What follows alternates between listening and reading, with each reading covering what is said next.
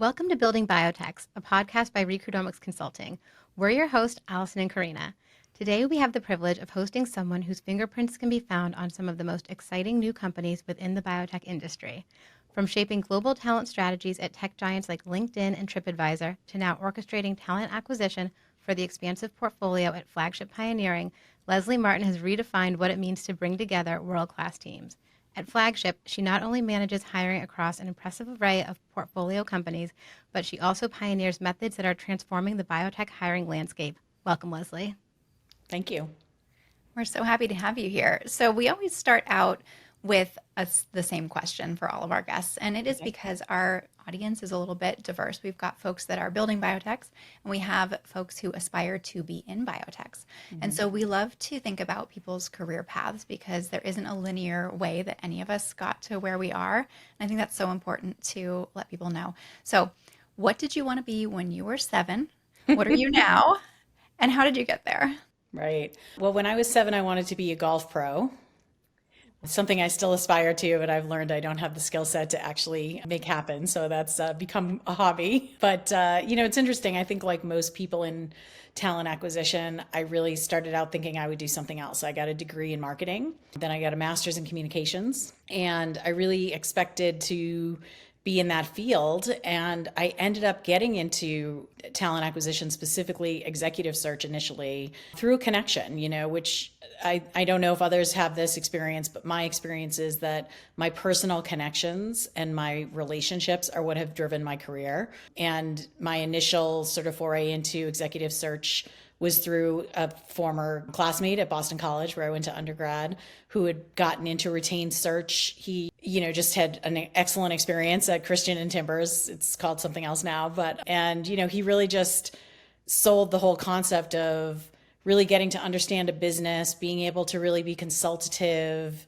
the satisfaction of bringing together a really strong, capable person with an excellent opportunity and being able to work at sort of a senior level in business at a young age. I was like 24 or something.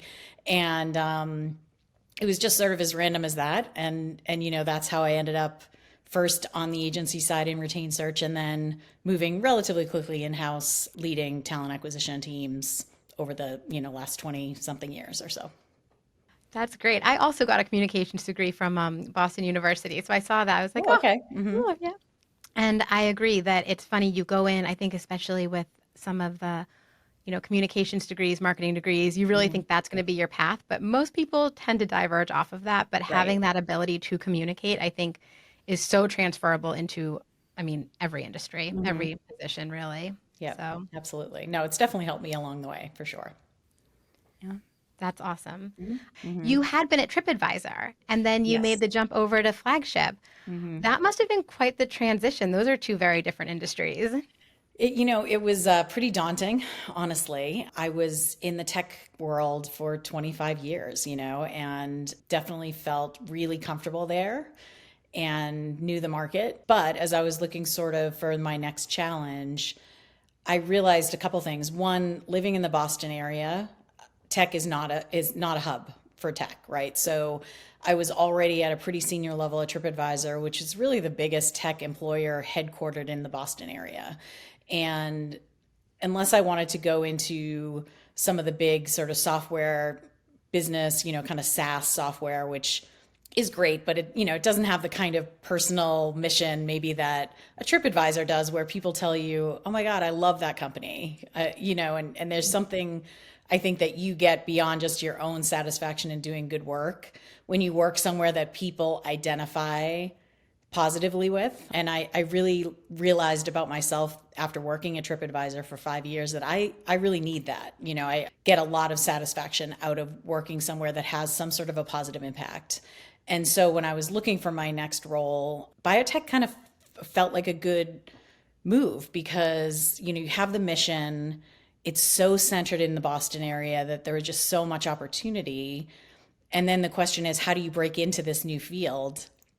And if someone is interested in biotech, it's really hard to break into, right? Because there's so much of a thought that, if you aren't from a scientific background, that you just can't understand it, right? And so I was very lucky. I was actually recruited by Flagship, and one of the reasons was they were looking for someone with a strong background in machine learning and other sort of types of technical recruiting, which they really didn't have in-house. And Karina, I know we worked very closely with Recruitomics at that point, especially. And I mean, it was just something that it was really impossible to find that skill set. And so I was given an opportunity to come into a field I knew absolutely nothing about. And it was very scary after 25 years of really knowing what I was talking about to really not have any idea, literally not understanding the words that were coming out of people's mouths. It's a pretty challenging thing to do as someone who's later in their career. And it was just a chance I decided to take, and I'm so glad I did. It's been a really challenging in a great way. It's made me so much smarter, and it's used every corner of my brain, which probably you don't do after you do the same thing for a long time. And I think you don't realize how much you're not really, fully engaging every part of your brain when you do the same job for a long time. So it was really hard. I got a lot of great support at Flagship. I did Mass Bio. They do a couple of great trainings for laymen on how to understand biotech. I would definitely recommend a couple of their programs. And just learning as you go has been a great opportunity. That answer is a great segue into our next question, which is really about the ethos at Flagship and sort of specifically, yes, biotech is so mission driven. And I think that's what attracts a lot of us to the industry as a whole. But then specifically within each company or organization, Flagship's obviously a large organization, what's the ethos? What's the mission that really keeps you going every day? Well, the thing that I really enjoy about Flagship specifically is sort of the focus on excellence. It is beyond anywhere I've ever worked. It is a place where everyone is truly exceptional at their work, and it brings out the best in you. So even someone who maybe has been not always the top performer, there's just something about what's in the water at Flagship that it sort of makes you bring your best self to it. And I think a lot of that is really driven by just sort of the whole environment and the process of company building. The whole thought process is, let's come up with these ideas that no one has ever thought of before, not an adjacency to some other pharma or biotech company, but something that is truly blue sky. And I think that whole concept really feeds to the culture too. So we do a lot of things in talent acquisition and HR throughout the organization that I haven't been able to do in other places because there is an openness to creativity, to trying things, and if they fail, it's okay, to piloting things, to doing experiments about all sorts of things. And, I can give you some examples, but I think all of that sort of just drives an energy to the team and to the culture that is very unique. I think biotech in general, there's so much sort of churn. There's always things moving. We are dealing, unfortunately, in the last year or two with a lot of companies that maybe aren't moving forward. And being at Flagship, there's such a great opportunity to keep those people in the ecosystem by finding them other opportunities. And we've built an entire program and process around making sure that if one company is not moving forward for whatever reason, that there are actually opportunities for those people to pretty seamlessly find other roles.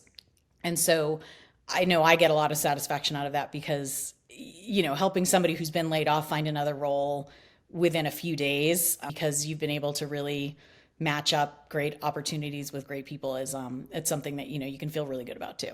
So it has been a tough time. I'd say we started really feeling it last summer when a couple of our companies lost funding, and it's been so challenging because we do love our clients and we love the candidates, and then to see them set adrift is so hard. So you're very lucky to have such a large ecosystem to kind of help people out with. And I mean, that must be so interesting as someone who's joining the Flagship umbrella to know that, you can take that leap and you sort of have that.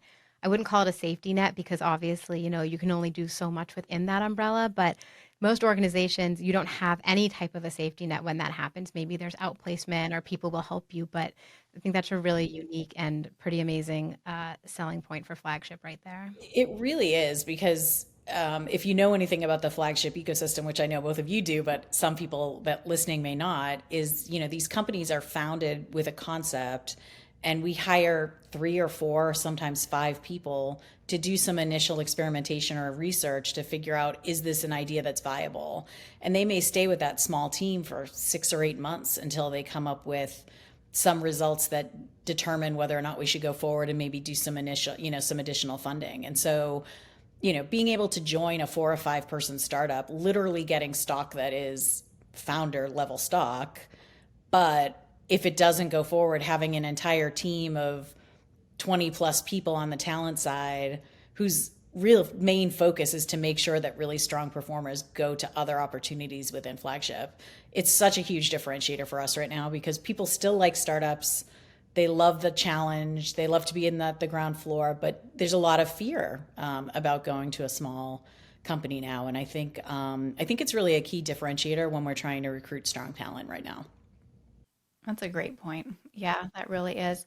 And I think, to further plug Flagship a little bit, a lot of what we talk about on this podcast is how to build biotechs really intentionally. And one thing I love about the Flagship ecosystem that maybe you can speak to a little bit is the amount of support that those small companies get from really experienced individuals. So a lot of times we work with, very small companies with founders that are not terribly experienced themselves. And what I love about the Flagship ecosystem is they have that support from, from your team, from the business development side, from the operators side. It's kind of an all-encompassing support system. Well, absolutely. I think the concept really is, if we can build all of these functions around these companies and let the companies focus solely on developing the science, then they will be able to accelerate their progress.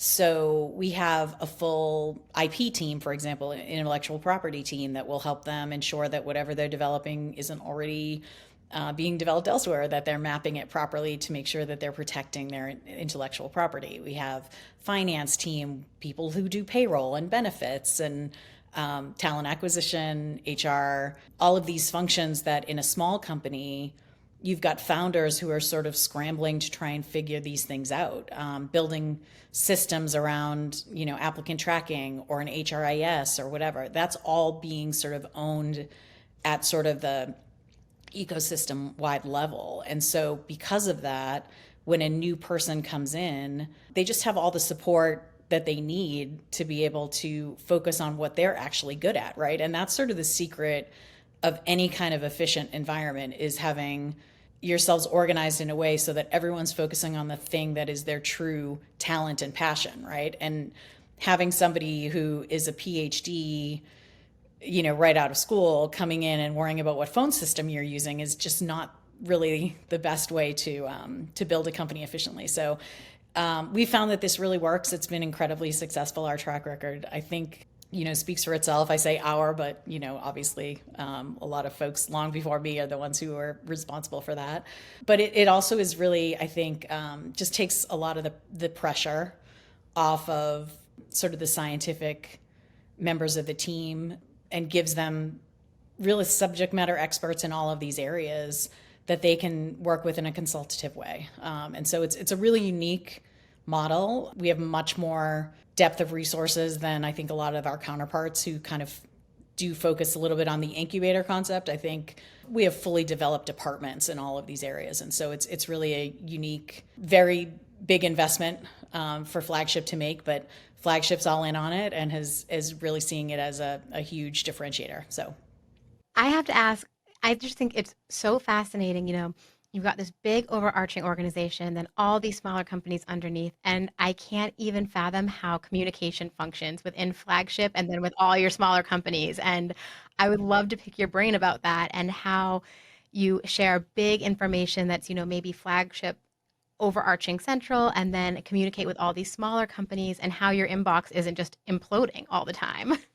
It's interesting the way that we're organized, and this has not always been the case. I've just come up on my 3-year anniversary at Flagship. When I joined, we had a team of 7 in talent acquisition, and now we have a team of over 30, including executive search and operations and analytics, talent intelligence. So it has grown quite a bit. And so we've had to sort of build those communication structures in. I'd say they're certainly not perfect, not fully baked. But the way we approach it is that we have origination partners at Flagship who are basically sort of presidents of divisions almost in a way. Like they sort of have a portfolio of companies that they and their teams have developed.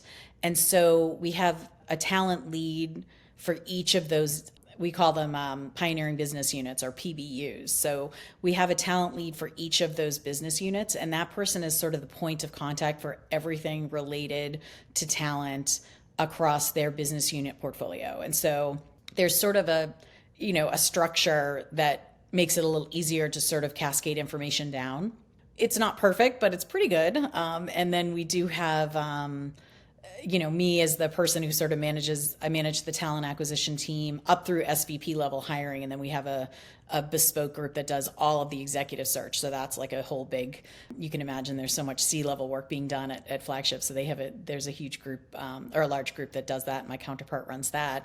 But I'll reach out across all of the companies with information around our process or how should we, getting feedback across all of the business units about, or all of the companies on their experience with recruiters and that sort of thing. So it's one of those things that is just constant outreach, constant checking in, because it'd be easier for someone to be unhappy and me not know it. And so one of the things one of my main focuses is trying to make sure I'm always proactively seeking feedback from the teams and from companies, because it is very easy for the squeaky wheel to get the grease, and then for somebody who maybe is not as vocal to not have what they need, right? So it's a constant struggle, but I think our structure within the business units makes it a little easier for us to stay on top of things.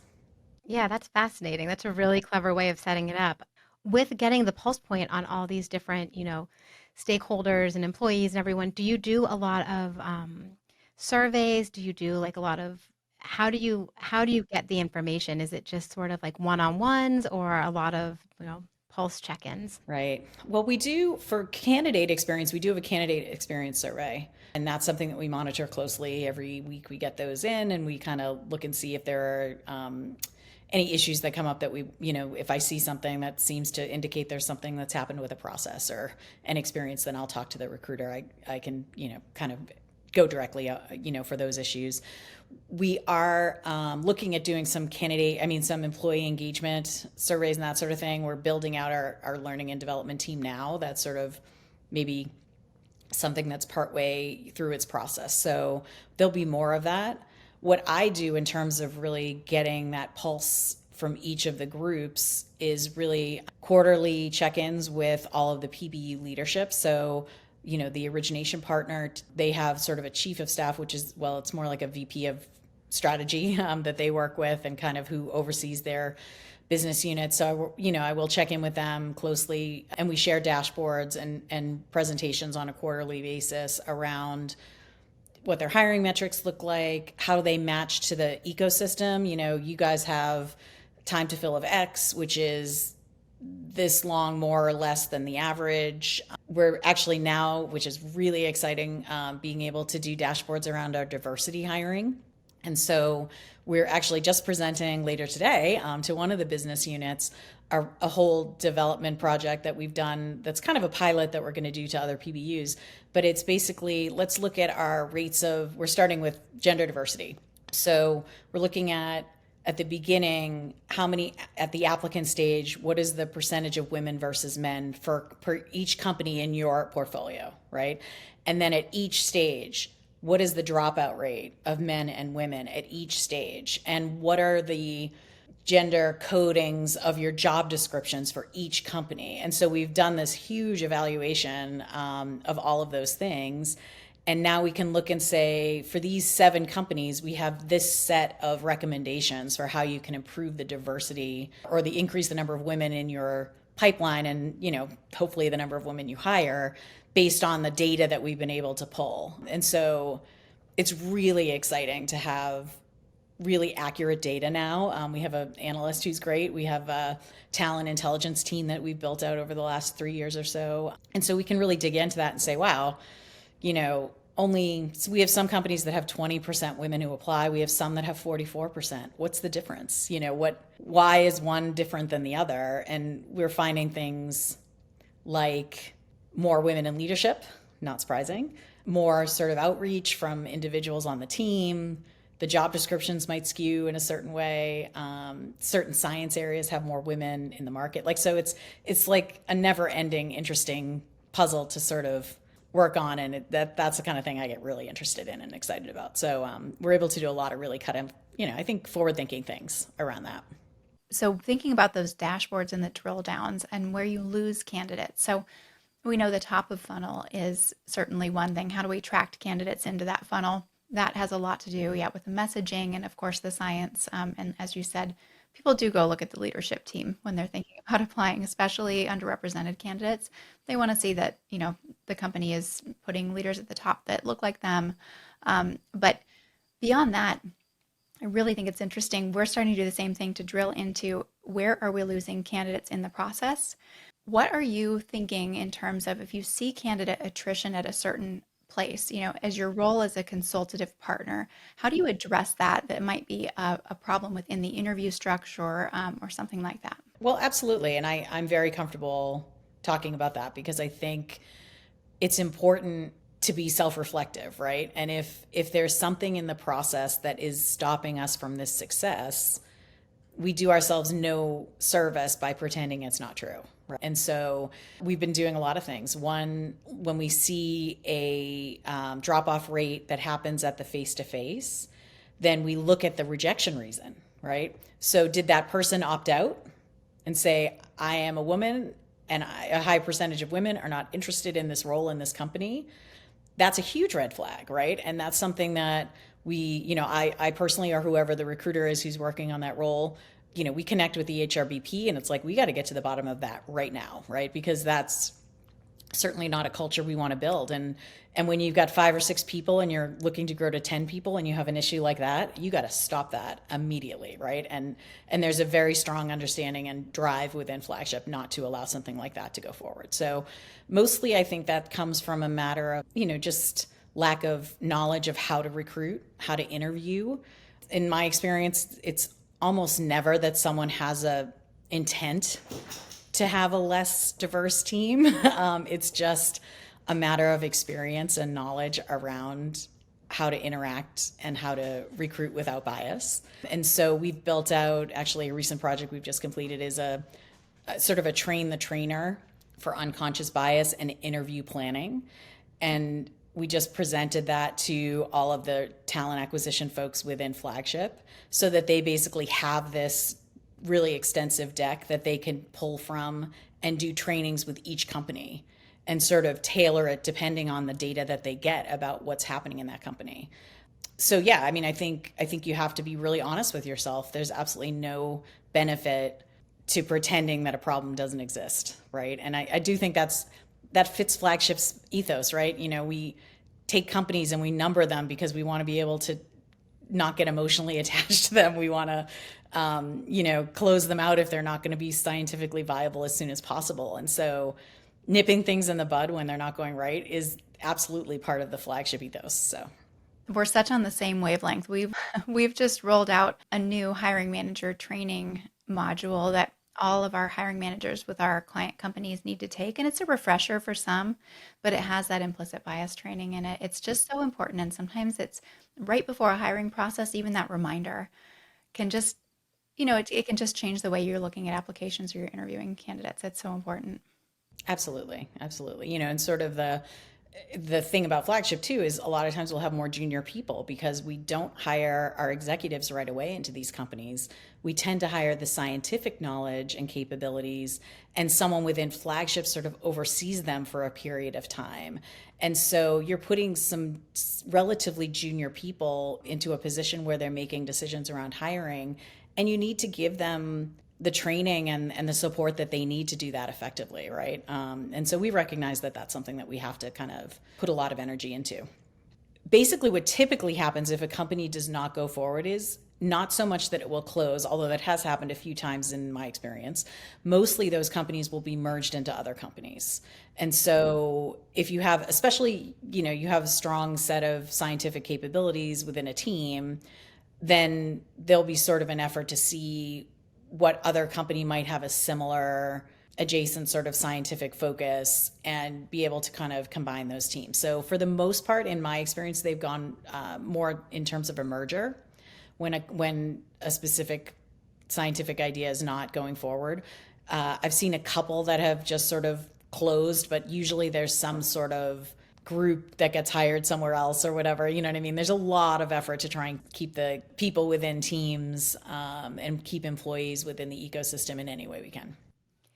I know that we've been lucky to be working with Flagship when a company moves from being a number to having a name, and we were excited. I have to imagine that it's really great for the culture of Flagship. Do you do something to celebrate that? Is there like a party, like a naming party? How does Yeah, that they work? do actually. For some reason, Flagship is really into cupcakes. Cupcakes are a thing at Flagship, so they typically will do a cupcake party for things like that. So, if you like cupcakes, that's great, but yeah, that's typically how it's celebrated. But there's a lot of, when they have launches of the company name, there's a lot that goes into that. That's when they're launching the website. That's typically when they're trying to launch another wave of hiring and a larger wave of hiring as well. It usually tends to coincide with them receiving funding to do some sort of a ramp. And so it's a big milestone. All right. So you mentioned earlier analytics in TA. So this is sort of speaking to my scientist brain, but what are the analytics you're tracking? What are your KPIs and metrics? Like, what are you really measuring there? Yeah. Well, we measure the typical, right? Time to fill, acceptance rate. We measure rejection reasons, and obviously typically you want it to be us who decides versus them, right? You never want someone that you really want to hire to decide against coming to Flagship. One of my favorite metrics is to measure the time to hire. So not so much the time to fill the search, but the time from when the person you ended up hiring enters your process to when you hire them. So to me, I feel like that's a metric that a recruiter should have control over, to say, I have found the person. This is going to be our winner. How quickly do we accelerate that person through the process? So a search could take 6 months, but if your time to hire is 25 days, then you're paying attention. And when you saw someone good, you move them through the process quickly. So that's a metric that I personally really focus on for my team and for myself when I do searches. And then the other kind of metrics we're able to evaluate now are around, kind of time and stage, whether or not people receive feedback within, when's the last time they were contacted, like all those kinds of things. Now we're able to really dig into. We've just rolled out Avatar at Flagship, which is a huge sort of, step forward for us in terms of our sourcing capabilities. And so, all those things that sort of feed towards at least some quantitative way to evaluate candidate experience is something that I focus on. I heard great things about Avatar. I haven't tried it myself. It's more for the big organizations. It is. And for us, it's really useful. I mean, across the board, it's great, but we've built out a sourcing team in the last year and a half. We now have 5 full-time sourcers, and they align to each PBU has sort of a sourcer. And then we actually have a G&A sourcer who's starting with us on Monday to focus on corporate hiring. And so them having the ability to build out pipelines and do more passive communication outside of an ATS, which you have to sort of force fit into those communications, it's really helping. I would love to circle back just because you had mentioned your DEI efforts. At TripAdvisor, you did quite a lot for the DEI efforts there. And I know that you've obviously translated that over into Flagship as well. So do you want to speak a little bit to the differences there and how you've been able to translate some of that work? Sure. Well, I think, I will say TripAdvisor was and continues to be one of the most progressive organizations I've certainly encountered around ED&I. And so coming to Flagship, much smaller company, even though people think of us as big, we only had at that time like 250 employees at Flagship, right? And now we have something like 330 or something. So we are still a small company, even though the ecosystem broadens out to thousands of people with all the companies that we work with. So, I think there's an expectation that a larger company is able to move the needle more and have more resources. And that's true, right? So what we've done, I think, within Flagship is really, or what we're trying to do is really focusing around hiring talent that is diverse, right? And it's sort of one of the biggest things I learned in ED&I at TripAdvisor from the woman who we hired as our diversity officer was it's not about hiring women. It's not about hiring diverse people. It's about building an environment where women and diverse people will feel welcome. And it's sort of if you build it, they will come, and that is the concept that is sort of the bedrock of truly successful ED&I programs. And so that's something that we're trying to do. I think putting more people into the pipeline who are diverse is obviously important, but also just creating a structure and an environment and an interview process where even if you don't have a huge number of candidates who are diverse, those who are going through the process are having a good experience. And that means having diverse people on those slates, but it also means sort of making it a respectful environment for everyone. And so that's something that I think we should all be doing, regardless of diversity goals or whatever. But we also really need to focus on those metrics of, is there a woman on the panel? And if there isn't a woman working in the company, that's okay. We have 5 people in the company and there aren't any women yet. That's fine. But is there a woman within that business unit who could be a culture carrier, who could, kind of maybe get involved in that interview process as part of a broader strategy to try and encourage more diversity in those small companies?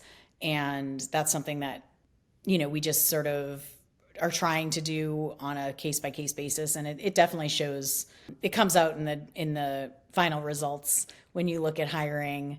When you've tried and made those efforts and you've had more diverse panels, you do get more diverse hires. I mean, that's just how it works, right? So that's something that I think we're doing. And that's a little more tactical. Somewhere like TripAdvisor, we were very deep into kind of the values and all that sort of thing. That's something that Flagship is doing now and has, I think, a lot of work has been done. It's not totally been rolled out yet, but it's definitely something that I think there's a lot of recognition from Theo Proku, who's our CHRO, how important that is. And so he's driving that process with our L&OD team. Well, that's great. Yeah, the belonging piece is so key in this whole equation. We speak with a lot of companies that say we want a really diverse talent pool, and of course, but we have to also foster the belonging, and that's through the interview process, and that's after they're hired, and that's long after they're hired. We did a really nice program, or they did. I attended. It was Women of Flagship, and I mean, it was a panel of I think 6 CEOs or C-level executive women in the Flagship ecosystem talking about their experience. And many of them had decades-long careers, so they really have seen an evolution in the ability for women to, really be able to run and own departments and companies. And it was really inspiring. I think a lot of the women, the younger women in the room, young scientists were just I think that's just so energizing to see that success and to hear their stories and be able to learn from them. So programs like that, I think, are really valuable.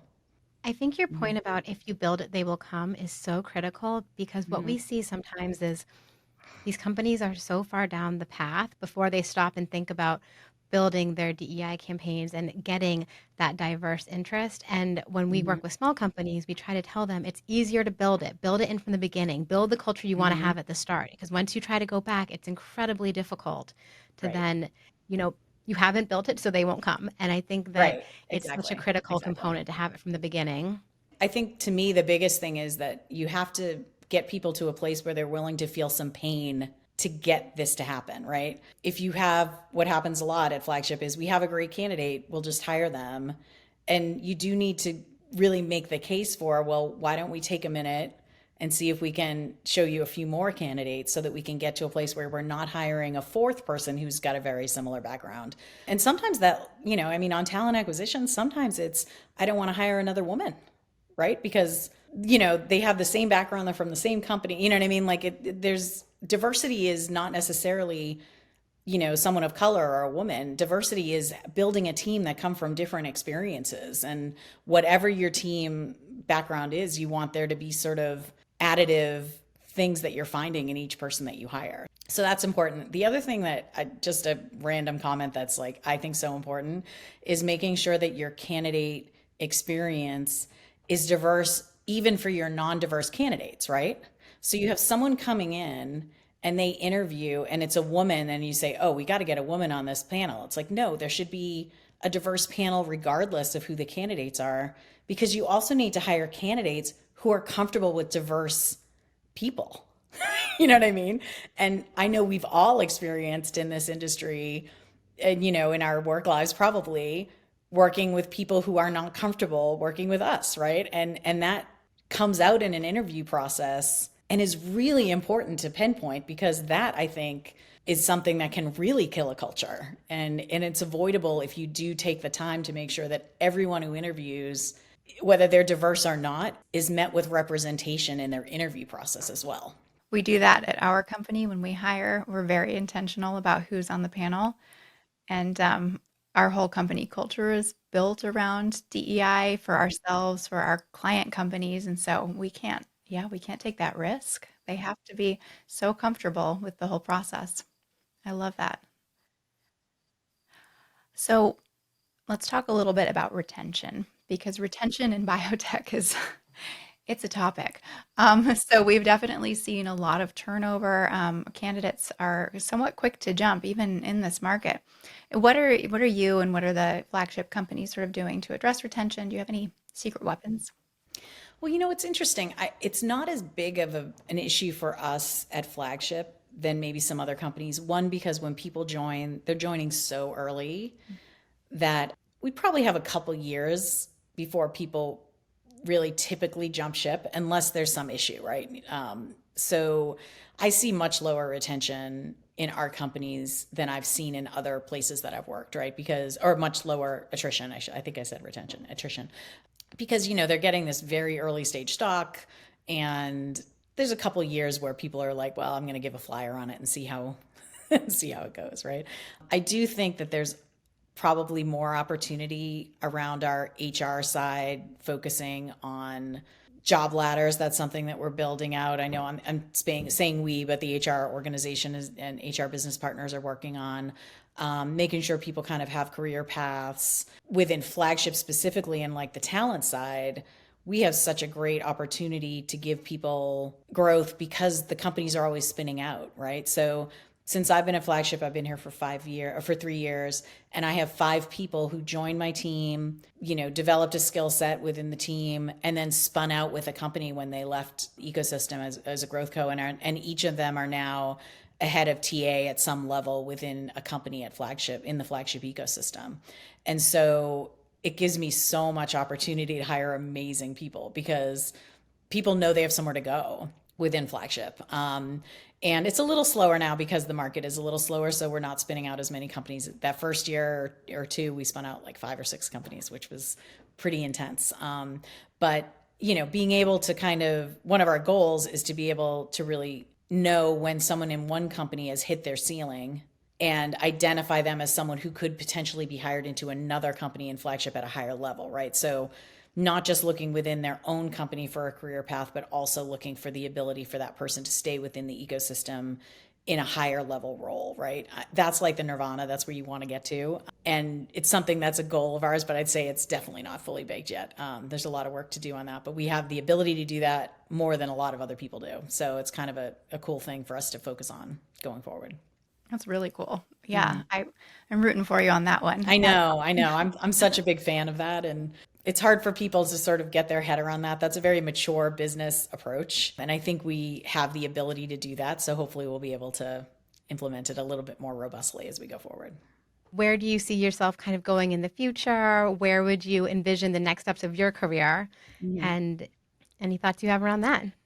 Yeah, I mean, gosh, who knows, right? I think there's so many opportunities. And I guess what I would say is I would love to go and move into one of the companies at some point, have an opportunity to have kind of an HR leadership role in one of the companies. I think that would be exciting.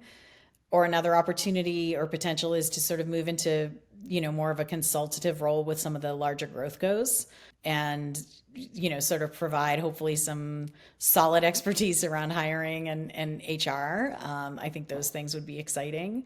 I see Flagship as a place that I could definitely continue my career pretty much as long as I would like to, just because there's so many places to go. And that's one of the huge positives to me, is that you just aren't going to hit a brick wall at Flagship. There's always something else you could do.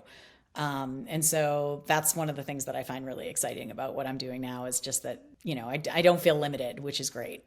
So, for our listeners who are starting out on their biotech journey, do you have any words of wisdom for folks that are just getting started? How should they go about their search? Well, I think a lot of times the way that we identify strong talent is actually through the labs where people work, through the professors, through partnerships with universities. And we have a fellowship program that's actually a huge feeder for a lot of our associate roles. And so I would say, for Flagship, if there's interest, especially going into an associate role or becoming kind of a founding scientist in one of our companies, I think there's a lot of opportunity to look at the fellows program, which that's a summer immersion where they're spending tons of time with our leaders, our associates, and actually doing the ideation of, what are some new concepts that might become companies at Flagship. It's a really unique program. So that's probably a spot that I would point people to who are just finishing their PhD, because it's sort of an accelerator into Flagship. And then beyond that, I think really just kind of digging into what companies in the marketplace are focused in scientific areas that you are interested in. One of the biggest limiters I see for people getting hired is actually not having true lab experience, not having experience with, sort of specific tools or tests or essays or whatever, and so anything people can do to get hands-on lab experience that can sort of translate into an RA role or kind of a scientist role. I think those are probably areas that, someone graduating with a master's degree in a scientific field without any lab experience, it's much harder for us to sort of see a way for them to join us as a research associate, for example, or a senior research associate. So hands-on experience is probably the biggest thing for the more junior people who are looking to really be scientists, at the bench, and those who are interested in more sort of moving away from the bench and kind of into other roles. I'd say look at our Flagship program, at our fellows program. That fellowship program sounds awesome. I want to be in It's that. really interesting. Yeah, they're just wrapped up last week, and they definitely bring a lot of energy. There's like 30 of them in our office, and they bring a lot of energy to the building, as you can imagine, because they're just, full of ideas, and it's really kind of fun to have them around. Can you tell us what your favorite either fiction or nonfiction book that you've read recently is? My favorite book is John Irving. That's it. Okay. John Irving, and it's Cider House Rules is my favorite book from him. It's a great one. John Irving is awesome. He's just like a totally screwed up guy who has written really all sorts of awesome books. It's been a really enjoyable conversation. I appreciate you inviting me. It's been wonderful. Thank you so much for coming on. All right, Leslie, where can people find you if they want to reach out to you, learn anything more? Sure. Well, I'm on LinkedIn, so that's a good place. What do you look like? Do you want contact information or what's Nope, that's fine. You know what we'll do is we'll link your LinkedIn in our show notes, and then people Okay. can link in with you or reach out. But yeah, we just like to give folks an avenue to contact you if they have anything else to follow up with. Absolutely. No, sounds good. It's been a really enjoyable conversation. I appreciate you inviting me. It's been wonderful. Thank you so much.